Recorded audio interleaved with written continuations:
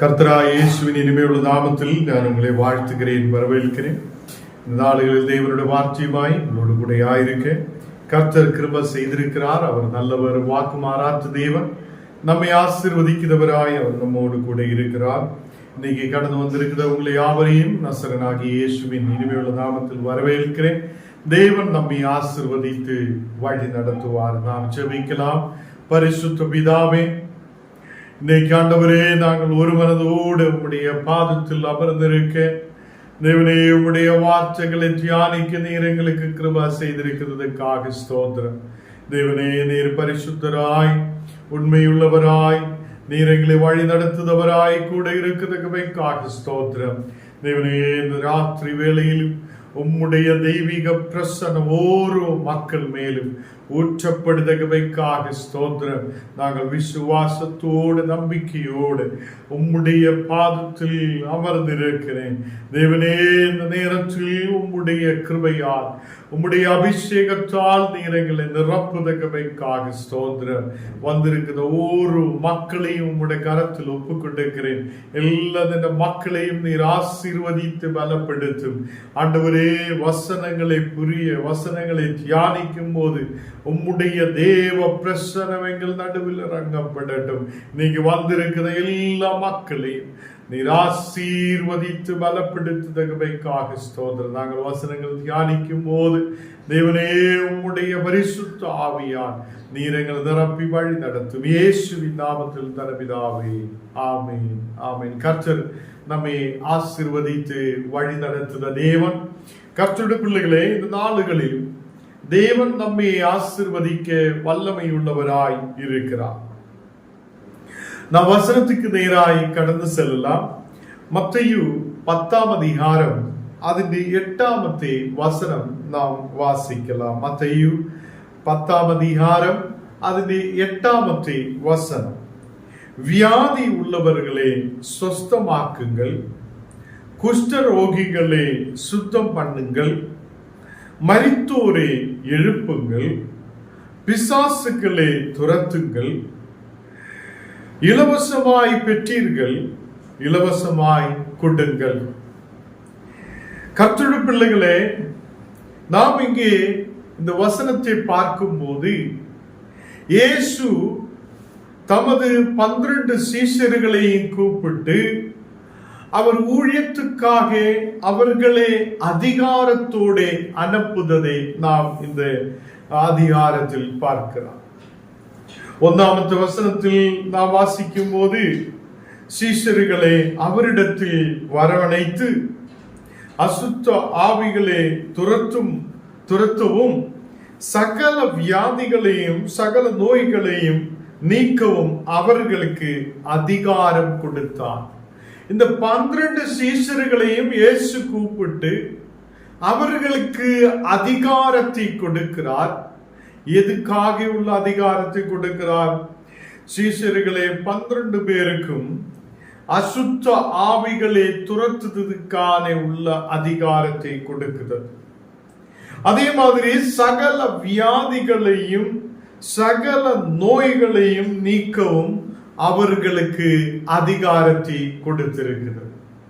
தேவ பிள்ளைகளே, நாம் இந்த வசனத்தில் பார்க்கும் போது ஏதோ ஒரு நோயை மாற்றுங்கன்னு இயேசு சொல்லியதில்லை.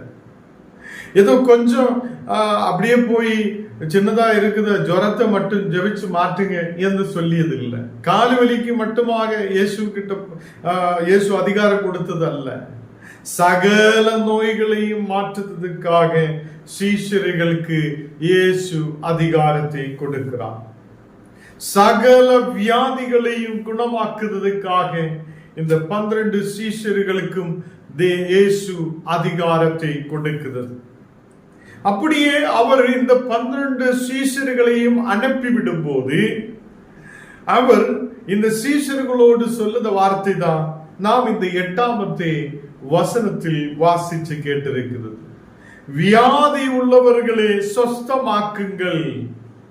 கர்த்தருடைய பிள்ளைகளே, இன்னைக்கு நாம் வியாதியோட, பலவீனதையோட, கண்ணீரோட, பாரத்தோட எல்லாம் இருக்கும் போது நமக்கு விடுதலை கொடுக்க ஒரு இடம் இருக்கிறார் என்று ஞானம் நீங்களும் நம்பணும். இயேசு எனக்கு விடுதலை கொடுப்பார். ஹல்லேலூயா. அப்போ அவர் சீஷர்களுக்கு அதிகாரத்தை கொடுக்கிறது, அப்போஸ்தலர்களுக்கு அதிகாரத்தை கொடுக்கிறது. நீங்கள் வியாதிகள் உள்ளவர்களை சொஸ்தமாக்குங்கள், அவங்களே குணமாக்குங்கள். அந்த நாட்களில் பெரிதா இருக்கிற வியாதி தான், பெரிய வியாதி தான் குஷ்டரோகம். இந்த குஷ்டரோகம் இருக்கிற மக்கள் கிட்ட யாருமே போக மாட்டேன். அவங்களே அந்த ஊரில் இருந்து வேற ஏதாவது ஒரு தூரமான இடத்தில் அனுப்பிவிடும். இப்போ ஒரு வீட்டில் ஒரு ஆளுக்கு குஷ்டரோகம் வந்தால் அந்த மக்கள் அவங்களுடைய கை கால் எல்லாம் ரொம்ப புண்ணாய் மாற்றப்படும், கஷ்டமான நிலைமை இருக்கும். அந்த நாட்களில் மக்களை ஏதாவது வேற தீவுக்கு அனுப்பிவிடும், வேற மலைகளில் பக்கத்திலோ வேற யாரு இல்லாத இடத்திலோ அவங்களே வீட்டிலிருந்து துரத்தி விடுததை நாம் பார்க்கிறோம். அந்த நேரத்தில் தான் இயேசு சொல்லுகிறார், நீங்க குஷ்டரோகிகளை இனி துரத்த வேண்டாம். குஷ்டரோகம் பாதித்திருக்கிற மக்களை உங்க வீட்டிலிருந்து நீங்க எதுக்கு துரத்தணும்? அதிகாரத்தை கொடுக்கிறார், நீ அந்த குஷ்டரோகத்தை சுத்தம் பண்ணுங்கள் என்று சொல்லப்படுகிறார். ஹல்லேலூயா. கர்த்தருடைய பிள்ளைகளே, ஒரு வியாதி மக்களுக்கு விரோதமாய் எழும்பி இருக்கும் போது, அந்த ஊர் முழுவதும் மக்களை இந்த வியாதி வருத மக்களை துரத்திக்கிட்டு இருக்கும் போது, நீங்க இனி எங்க வீட்டில் இருக்க வேண்டாம். இப்போ ஒரு குடும்பத்தில் ஒரு பிள்ளைக்கு தான் வியாதி இருக்குது என்றால் அந்த பிள்ளையை அப்படியே ஒதுக்கி விடும். ஒரு கணவனுக்கு வியாதி வந்தால் அந்த குஷ்டரோகம் இருக்கிற ஆளை அப்படியே ஒதுக்கி விடும். இந்த மாதிரி சூழ்நிலை இருக்கும் போதுதான் இயேசு இந்த 12 சீஷர்களுக்கும் அதிகாரத்தை கொடுக்கிறார். குஷ்ட ரோகிகளை நீங்க சுத்தம் பண்ணுங்கள். அருவருப்பாய் இருக்கிற ஒரு சூழ்நிலை, பக்கத்தில் யாரும் போக முடியாத சூழ்நிலை, பயத்தால் இருக்கிற சூழ்நிலை, பக்கத்தில் போகுதுனால் அவங்களுக்கு இந்த வியாதி வருமோ என்று ஒரு பயம் இருக்கிற நாட்கள். அந்த நாட்களில் இதுக்கு மருந்து இல்லாததுனாலே இவங்கள் எல்லா வியாதிஸ்தரையும் துரத்தி விடுறதே, வீட்டிலிருந்து துரத்துகிறார், ஊரிலிருந்து துரத்துகிறார். அந்த நிலைமையில் இருக்குதா இந்த வியாதி. அது இயேசு சொல்லுகிறார், நீங்க குஷ்ட ரோகிகளை சுத்தம் பண்ணுத மக்களாய் மாற்றப்படட்டும், வியாதி உள்ளவர்களை சொஸ்தமாக்குதவங்களாய் மாற்றப்படட்டும். ஊரே ஒதுக்கின மக்கள், ஒரு தேசமே ஒதுக்கின மக்கள், வீட்டிலிருந்து தள்ளப்பட்ட மக்களை இயேசு சொல்லுகிறார், நீங்க அவங்ககிட்ட கடந்து செல்லுங்கள், அந்த குஷ்ட ரோகிகளை நீங்க சுத்தம் பண்ணுங்கள். ஹல்லேலூயா. கர்த்தருடைய பிள்ளைகளே, இந்த நாளுகளில் நமக்கும் தேவன் கிருபைகளை அளிக்கிறார். நமக்கு தேவன் விடுதலை கொடுக்க வல்லமை உள்ளவர் என்று நாம் விசுவசிக்கிறார். சில நேரத்தில் நம்முடைய விசுவாசம் கெட்டு போகிறார். கர்த்தர் குணமாக்குமா? தேவன் எனக்கு விடுதலை கொடுக்குமா? தேவன் என்னை எழுப்பி நிறுத்துமா? தேவன் என்னை முன்னாடி நடத்துமா? சில இந்த உலக பிரகாரமான காரியங்கள் நம்முடைய கண்ணுகளை மறைக்கிறது. அப்போதான் தேவனுடைய மகிமையை மறந்து விடுகிறார், அதிலிருந்து தூரமாய் போகிறார், தேவனுடைய விசுவாசத்திலிருந்து தூரமாய் போகிறார். கர்த்தருடைய பிள்ளைகளே, இயேசு சீஷர்களுக்கு அப்போஸ்தலர்களுக்கு அதிகாரத்தை கொடுக்கும் போது அவர் சொல்லுகிறார், தள்ளப்பட்ட மக்களே நீங்க குணமாக்கணும். யாராலும் அதே நீ தேவையில்லை, இனி வீட்டுக்கு வராதே, பயத்தோட நடுக்கத்தோட தள்ளிவிட்ட மக்களே, குஷ்ட ரோகிகளாயிருந்த மக்களே, நீங்க கடந்து சென்று சுத்தம் பண்ணுங்கள், அநேக வியாதிகளை நீங்கள் குணமாக்குங்கள், மரித்தோர்களை எழுப்புங்கள் என்று இயேசு அவங்களுக்கு அதிகாரத்தை கொடுக்கிறார். கர்த்தருடைய பிள்ளைகளே, கீழே நாம் வசனத்தில் வாசிக்கும் போது பிசாசுகளை துரத்துங்கள் என்று அங்கே வசனத்தில் அவர் சொல்லுகிறார். சீஷர்களோடு சொல்லுகிறார், பிசாசின் கிரியைகளால் வியாதிஸ்தராய மக்கள், பிசாசின் கிரியைகளால் விடுதல் இல்லாத இருக்கிற மக்கள், அவங்களுக்குள்ள இருக்கிற அந்த கிரியைகளே, பிசாசுகளே நீங்க துரத்துதவங்களாய் இருக்கட்டும், உங்களுக்கு அதிகாரத்தை கொடுக்கிறேன் என்று இயேசு சொல்லி இருக்கிறது. கர்த்தருடைய பிள்ளைகளே, ஆண்டவருக்கு அதிகாரம் இருக்கிறது. வியாதியின் மேல் அதிகாரம் இருக்கிறது. குஷ்ட ரோகத்தின் மேல் அதிகாரம் இருக்கிறது. வியாதி எவ்வளோ பெரிதானாலும் அதை மாற்ற முடியாதவர் கர்த்தர் என்று விசுவசிக்கிறவங்களுக்கு ஒரு விடுதல் தேவன் கொடுக்க வல்லமையுள்ளவராய் இருக்கிறது. மரித்தோர்களை எழுப்புங்கள் என்று சொல்லுகிறார். அந்த இயேசுவே மரித்தோர்களை எழுப்பி காட்டி இருக்கிறது. லாசருடைய கல்லறைக்கு முன்னாடி சென்று நின்று நாற்றமாய் இருக்கிறவன் மரித்து அடக்கம் பண்ணப்பட்டு 2-3 நாட்கள் கழித்து அந்த இடத்தில் இயேசு கடந்து சென்று, லாசரே நீ வெளியில் வா என்று சொல்லும் போது, மரித்து அடக்கம் பண்ணப்பட்டு நாற்றமாயிருந்த அந்த லாசர் அங்கே இருந்து இயேசுவுடைய சத்தத்தின் வல்லமையால் அவன் கல்லறையில் இருந்து வெளியில் வருகிறான். தேவ பிள்ளைகளே, அவர் நமக்கு உதாரணமாய் காட்டி இருக்கிறார். தேவனுக்கு முடியாததாய் வேற எதுவுமே இல்லை, எல்லாம் அவரால் கூடும் என்று அவர் நமக்கு திஷ்டாந்தமாய் காட்டி இருக்கிறார். கர்த்தருடைய பிள்ளைகளே, லாசரே நீ வெளியில் வா என்று சொல்லும் போது அவன் உயிருள்ளவனாய் வெளியில் வருகிறான். அவனுடைய கட்டுகளை அவுத்துவிடும் என்று இயேசு சொல்லுகிறார். அவன் உயிருள்ளவனாய் அந்த ஊர் மக்கள் முழுவதும் பார்க்க, அங்க நின்ற பரிசேயர்களும் அங்க நின்ற எல்லா மக்களும் பார்க்க, அவன் உயிருள்ளவனாய் எழும்பி நின்றிருக்கிறார். ஹல்லேலூயா.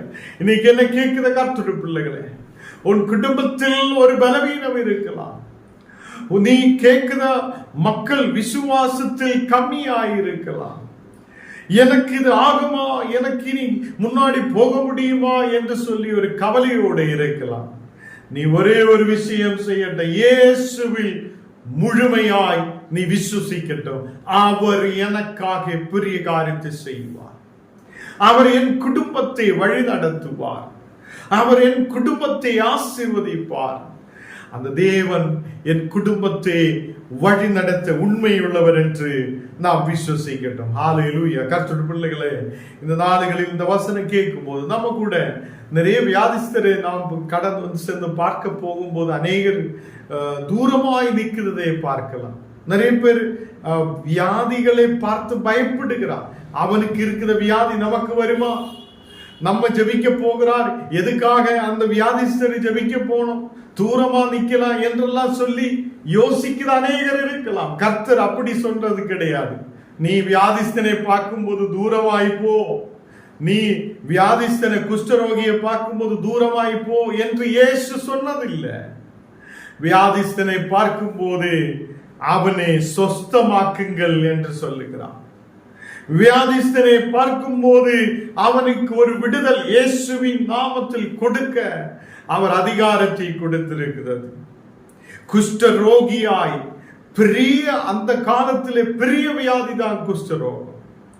அந்த குஷ்டரோகியை கூட நீ பார்த்து அவங்களை சுத்தம் பண்ணுங்கள் என்று சொல்லுகிறார். இன்னைக்கு அநேக ஊழியக்காரிகள் தேவனுடைய நாமத்தில் இந்த குஷ்டரோகிகளுக்காக அநேகர் வேலை செய்கிறார். அநேகர் கேன்சர் பிடித்து எல்லாராலும் தள்ளப்பட்ட மக்களுக்காக அநேகர் அவங்களை சுத்தம் பண்ணதுக்காக, அவங்களை உதவி செய்ததுக்காக அநேக ஊழியக்காரர்கள் இந்த நாடுகளில் அவங்களுக்காக முன்னாடி கடந்து செல்லுகிறார். தேவ பிள்ளைகளே, ஜெபிக்கிறது மட்டுமல்ல, அந்த மனிதனுடைய தேவைகளை சந்திக்கிறவங்களாய், யாராலும் அதை உதவி இல்லாத கைவிடப்பட்ட மக்களுக்கு ஒரு விடுதலை கொடுக்கிற மக்களாய் ஊழியக்காரர்கள் இந்த நாடுகளில் அநேகர் காணப்படுகிறார். தேவ பிள்ளைகளே, நம்மோடு கூட இயேசு இந்த நாடுகளில் பேசுறது, நம்முடைய வீடுகள் தேவனுடைய மகிமையின் பிரசன்னத்தால் நிரம்புவதாய் இருக்கட்டும். நம்முடைய குடும்பம் கர்த்தரின் மேல் விசுவாசமாய் இருக்கட்டும். எது வந்தாலும் தேவன் என்னை நடத்துவார், தேவன் என்னை ஆசீர்வதிப்பார், இயேசு என்னை வழி நடத்துவார் என்றுள்ள விசுவாசத்தோடு நாம் முன்னாடி கடந்து செல்லுத மக்களாய் இருக்கட்டும்.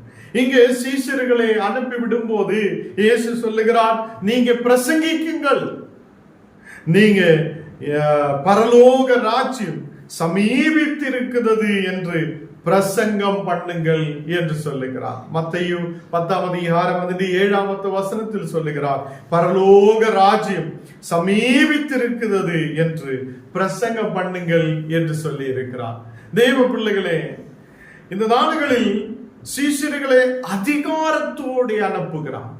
இயேசு இந்த உலகத்தில் வந்து பரலோக ராஜ்யத்தை குறித்து பிரசங்கித்து இருக்கிறார். தேவனுடைய ராஜ்யத்தை குறித்து மக்களோடு கூட பிரசங்கித்து இருக்கிறார். கர்த்தர் பிள்ளைகளை, இங்கேயும் அவர் சீஷர்களோடு சொல்லுகிறார், நீங்க பரலோக ராஜ்யம் சமீபித்திருக்கிறது என்று நீங்க பிரசங்கம் பண்ணுங்கள் என்று சொல்லி இருக்கிறது. மத்தேயு 10:9 வாசிக்கும் போது 9வது வசனம் நாம் வாசிக்கலாம்.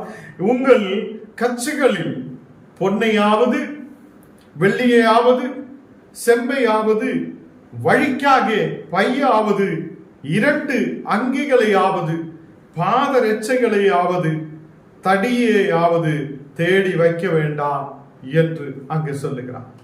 கர்த்தருடைய பிள்ளைகளே, ஊழியத்துக்காக நீங்க போகும்போது நீங்க எது எடுக்க வேண்டாம் என்று சொல்லுகிறார். அல்லேலூயா.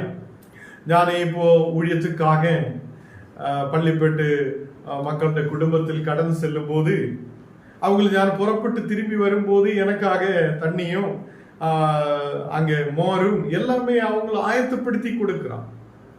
அதுக்கு அர்த்தம் இந்த வசனம் அப்படித்தான் சொல்லுகிறார்.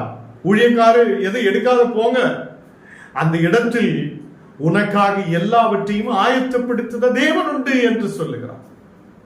இங்கே சீஷர்களோடும் சொல்லுகிறார், நீங்க எதுவுமே எடுக்க வேண்டாம். பொண்ணு, அந்த நாடுகளில் நமக்கு இன்னைக்கு உள்ள மாதிரி பணங்கள் ஒன்றும் கையில் இல்லை. அவங்களுக்கு பொண்ணு வெள்ளி செம்பு இந்த மாதிரி தான் கொண்டு நடக்கும். அப்போ பொண்ணையோ வெள்ளியையோ செம்பையோ வழிக்காக நீங்க எடுக்க வேண்டாம். அதே மாதிரி போகும்போது நீங்க பைய ஒன்றும் எடுக்க வேண்டாம். எந்த பையும் நீங்க தூக்க வேண்டாம். 2 அங்கி எடுத்து வைக்க வேண்டாம். பாதரட்சைகள் எடுக்க வேண்டாம். நீங்க விசுவாசத்தோடு இயேசு தேவனுடைய மேல் உள்ள நம்பிக்கையோடு நீங்க முன்னாடி கடந்து செல்லுங்கள். கர்த்தர் எல்லாவற்றையும் ஆயத்தப்படுத்துதவர் என்று அதிகாரத்தோடு அங்கே சொல்லுகிறார். அங்கே அவர் சொல்லி 10வது வசனத்தில் அவர் முடிக்கும் போது சொல்லுகிறார், வேலையால் தன் ஆகாரத்துக்கு பாத்திரனாயிருக்கிறார் என்று சொல்லுகிறார்.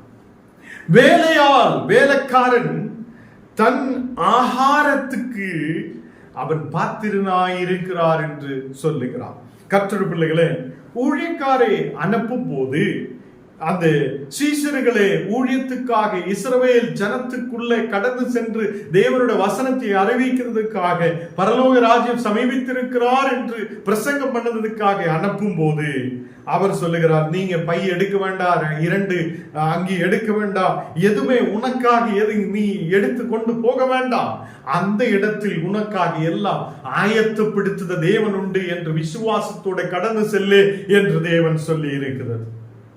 11வது வசனத்தில் அங்கே காணப்படுகிறார், எந்த பட்டணத்திலாவது கிராமத்திலாவது நீங்கள் பிரவேசிக்கும் போது அதிலே பாத்திரமானவன் யார் என்று விசாரித்து நீங்கள் புறப்படும் அளவும் அவனிடத்தில் தங்கிக் கொள்ளுங்கள் என்று சொல்லுகிறார்.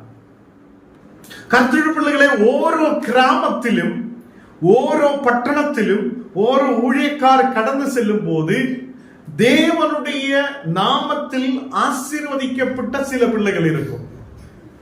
அதனை தான் இங்கே சொல்லுகிறார், தேவனுக்கு பாத்திரமாய் இருக்குதவன். அந்த கிராமத்தில் பாத்திரமானவன் யார் என்று ஊழியக்காரன் விசாரிக்கட்டும். அந்த பாத்திரமான மக்களுடைய குடும்பத்திலே நீங்க தங்குங்கள் என்று சொல்லுகிறார். கர்த்தருடைய பிள்ளைகளே, இந்த நாடுகளில் ஊழியத்துக்காக இயேசு அனுப்பும் போது நீங்க ஒரு கிராமத்தில் போகும்போது எல்லா வீடுகளும் அங்க அங்க அங்க ஓட வேண்டாம். அந்த கிராமத்திலே தேவனுக்காக பாத்திரமாய் இருக்குதா ஒருவன் இருக்கும், அவன் வீட்டிலே நீங்கள் தங்குங்கள், அங்கே இருந்து ஊழியத்தை நீங்க செய்ய முடியும் என்று அங்கே சொல்லி இருக்கிறது. கர்த்தருடைய பிள்ளைகளே, உங்க வீடு விசேஷித்த வீடாய் இருக்குது. அல்லேலூயா. எத்தனை பேருக்கு விசுவாசம் வருகிறார்? கர்த்தருடைய ஊழியக்காரர் உங்களுடைய குடும்பங்களில் கடந்து வரும்போது அந்த வீடு விசேஷித்த வீடாய் இருக்கிறது. நீங்க கர்த்தருடைய பாத்திரமாய் இருக்கிறது. நீங்க பாத்திரமானவனாய் இருக்குது. அந்த பாத்திரமானவனுடைய வீடுக்குள்ள தேவனுடைய ஆசீர்வாதம், தேவனுடைய சமாதானம், தேவனுடைய அன்பு அங்கே எப்போதும் தங்கி இருக்கும். அங்க ஊழியக்காரர்களுக்காக ஒரு இடத்தை நீங்கள் ஆயத்தப்படுத்தும் போது, ஊழியக்காரர்களை விசாரிக்கும் போது, ஊழியத்தை பெருக செய்ய அவங்களுக்காக ஆயத்தத்தை பண்ணும் போது, தேவன் உங்களையும் உங்களுடைய குடும்பங்களையும் இனியும் மேலே மேலே மேலே கொண்டு வருவார், ஆசீர்வதிப்பார். 12வது வசனத்தில் சொல்லுது பாருங்க, ஒரு வீட்டுக்குள் பிரவேசிக்கும் போது அதை வாழ்த்துங்கள் என்று சொல்லுகிறார். இப்போ ஞான ஒரு வீட்டுக்குள்ள கடந்து செல்லும் போது அந்த வீடை ஆசீர்வதிக்கிறார். அந்த வீட்டில் தேவைகளை சந்திக்கட்டும் என்று நாம் ஆசீர்வதிக்கிறார். அந்த ஆசீர்வாதத்துக்கு நீங்க பாத்திரமாய் இருந்தால் அந்த ஆசீர்வாதம் உங்களோடு கூட தாங்கப்படும். அல்லேலூயா.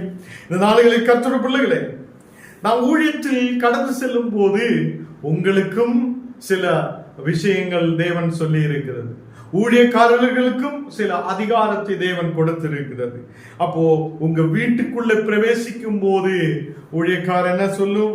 அந்த வீடை அதை வாழ்த்துங்கள் என்று தேவன் சொல்லி இருக்கிறது. அந்த வீடு பாத்திரமாயிருந்தால், அந்த ஆசீர்வாதத்துக்கு பாத்திரமாயிருந்தால், அந்த வீட்டுக்குள்ள தேவ சமாதானமும் தெய்வீக ஆசீர்வாதமும் தங்கி இருக்கும். கர்த்தருடைய பிள்ளைகளே, உங்கள் வீட்டில் ஒரு நாளாவது ஜெபம் நடத்தும் போது, உங்கள் வீட்டுக்குள்ள ஒரு ஜெபத்துக்காக திறக்கப்படும் போது, அந்த இடத்தில் தேவனுக்கு பாத்திரமாய் நீங்க இருக்குது என்று நீங்க நம்பணும். அல்லேலூயா. நீங்க என்ன கேட்குத கர்த்தருடைய பிள்ளைகளே, ஊழியக்காரர் சும்மாவே வந்து அப்படியே போக மாட்டேன், உங்களை ஆசீர்வதிப்பார். அந்த ஆசீர்வாதம் உங்களோடு கூட தங்கி இருப்பார்.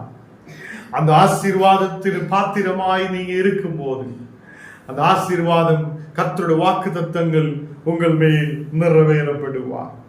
ஊழியக்காரர் இங்கே சீஷர்கள் கடந்து சென்ற இடங்களில் எல்லாம் இயேசு சொல்லுகிறார், வியாதிஸ்தருக்காக ஜெபியுங்கள், வியாதிஸ்தரை சுத்தமாக்குங்கள், குஷ்டரோகிகளை குணமாக்குங்கள், சுத்தம் பண்ணுங்கள், அவங்களுடைய சரீரத்தை சுத்தம் பண்ணுங்கள், மருத்துவரை எழுப்புங்கள், பிசாசுகளை துரத்துங்கள் என்று தேவனுடைய வார்த்தை சொல்லப்படுகிறது. நாம் யாருடைய மேல் நம்பிக்கை வைக்க வேண்டும்? நாம் இயேசுவின் மேல் நம்பிக்கை வைக்க வேண்டும். உங்கள் வீடுகள் கர்த்தருடைய ஆசீர்வாதத்துக்கு பாத்திரமாய் மாற்றப்படட்டும். உங்கள் வீட்டிலே ஓரோ மக்களும் தேவனுக்கு பாத்திரமாய் மாற்றப்படட்டும். சகல ஆசீர்வாதங்களும் கர்த்தர் உங்களுக்கு கொடுப்பார். நாம் இன்னைக்கு ஜெபிக்கலாம். தேவன் நமக்கு பெரிய காரியத்தை செய்தவராய் நம்மோடு கூட இருக்கிறது. அவர் நம்மை ஆசீர்வதிக்கிற தேவன், அவர் நம்மை வழி நடத்துத தேவன். எல்லாரும் கண்ணுகளை மூடலாம். நம்ம ஜெபிக்க போகிறார். தேவன் நமக்காக பெரிய காரியத்தை செய்தவராய் இருக்கிறார். ஜீவா தண்ணீர் நீரே, தாகம் தீர்க்கும் ஊற்று, ஆலோசனை காற்றரே, என்னை ஆளுகை செய்யும்.